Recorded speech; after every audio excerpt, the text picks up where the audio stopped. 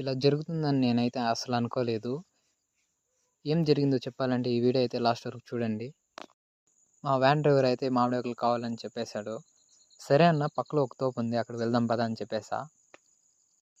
ప్రతి ఒక్కరు అయితే ఆకులు కోయాలని చెప్పి వ్యాన్లో నుంచి బయటకైతే వచ్చేసాము. అలా అన్నకైతే హెల్ప్ చేసి కాలేజీకి అయితే వెళ్ళిపోయాము.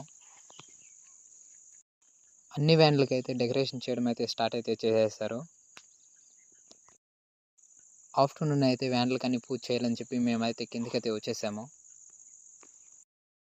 ప్రతి వ్యాన్కి అయితే పూజ అయితే స్టార్ట్ చేసేస్తారు.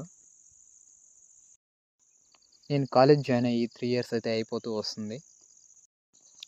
వర్క్ చేసే వాళ్ళందరికీ దీపావళి బోనస్ అయితే ఇచ్చారు. ఫైనల్గా వ్యాన్కి అయితే వెళ్ళిపోయా. స్వీట్ అయితే మైసూర్ అయితే ఇచ్చి ఇంటికి అయితే పంపించేశారు.